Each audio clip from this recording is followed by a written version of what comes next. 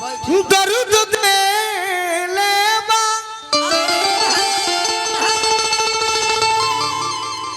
उहे नु दी दवाई हो। ए उधो बाबा ए बाबा ए उधो बाबा ए बाबा लोग ठीक करी ना उहे ठीक करी सही बेदर्दा अरे दर्द दे लेबा उहे नु दी दवाई हो।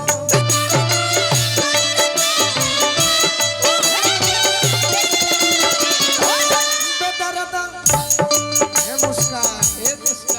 हई बेदर्दा ना ना हई बेदर्दा ना ना कौन बेदर्दा के कहत दिया कब बेदर्दा कन्हैया जी के बेदर्दा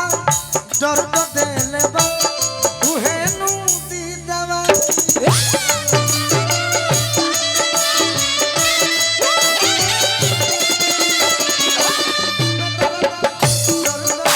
उहे नु दी दवाई।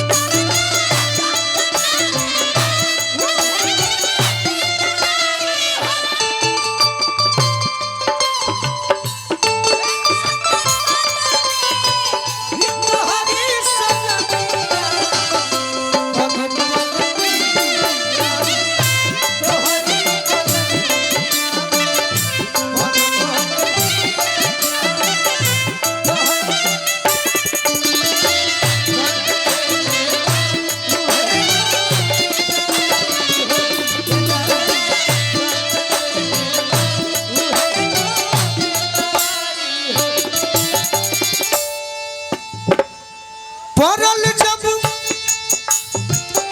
प्रेम में बाधा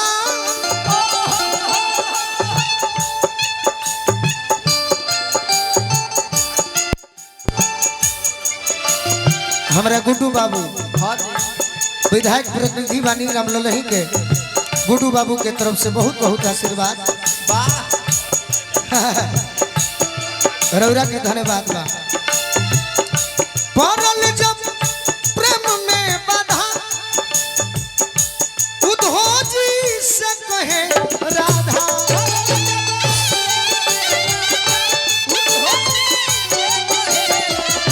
क्या कहे हमारा सब बतियाली है तो खुश हो जाए ना ना उन नईखन तो उनका बिना गोपाल भैया आज गाड़ी में पूछनी है प्रेम के बारे में लोग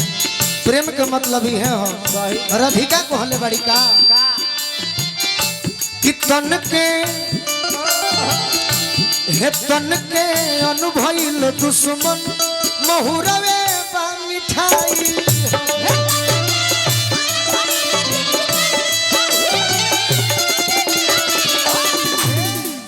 और एगो बात का कतनो सुंदर चेहरा लोग जाई एकर मतलब का हो का हो कितने औरी मन में मोहन जी दोसर कैसे समाई हो।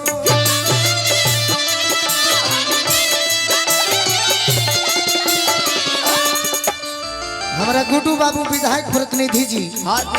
फरमाइश कोइले बनी ही मैं पूरा कर दिया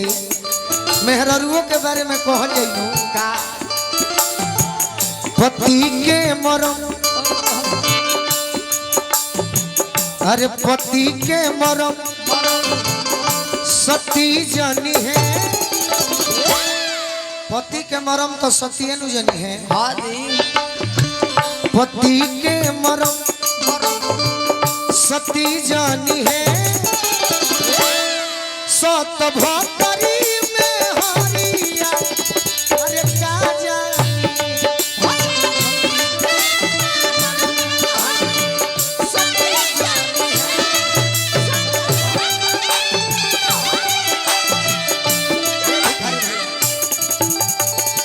पिंटू भैया की ओर से 500 रुपए का आशीर्वाद मिलल। पति के मरम सती जनी है सत भतरी में हरिया अरे का जानी मरदा के मरम मरदा के मरम अरे मरदा जनी है मरदा के मरम मरदा जनी है अरे कौन मऊगा ही जाना अरे का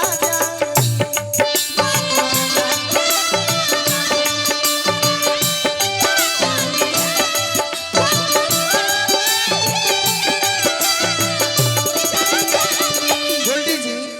ई गाना के लाइन हो बाबू अपना पर मत ली हो हाँ जी बेदरदा तू है नू दीदारा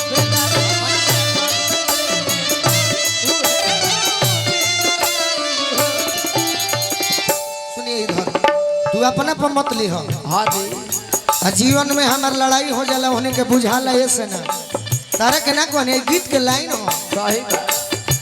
उधो बाबा कहले कि अरे पगली एक तोरा गोपाल कृष्ण कन्हैया ना मिले है तो का करबे जो जो दोसर दुआर धोले हाँ हाँ लोग के कमी बाई घरी कब हाँ धोती कुर्ता वाला पसंद नहीं खे हाफ पैंट वाला कोले हाँ ना तो जींस पैंट वाला जींस पैंट वाला कोले लेकिन राधिका कहले कि सुनी बिरह यौरी प्रेम के गठरी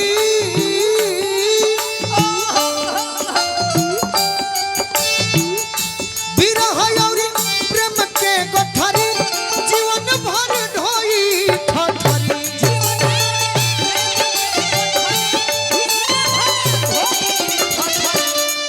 बिरह यौरी प्रेम के गठरी गठरी आ जीवन भर ढोई ठठरी ठठर यदि ना मिली है तो कोई बात ना हाँ जी गई तेरी बिन मरब ठिठुरी नहीं ओढ़ब रजाई हो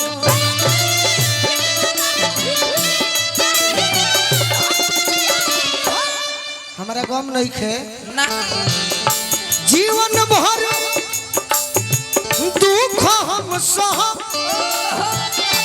केहू से कुछ ना कह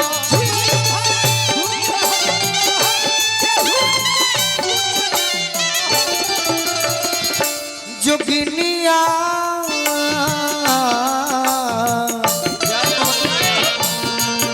जोगिनिया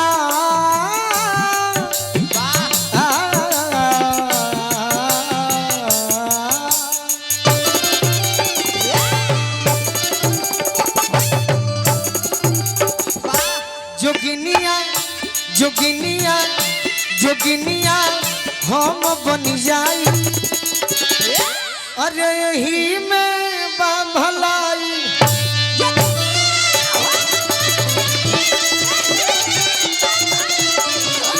जोगिनिया हम बन जाई यही में बा भलाई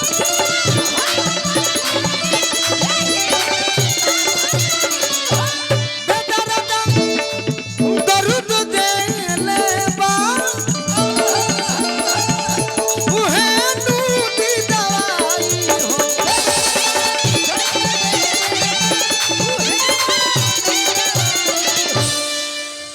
का कहता रहो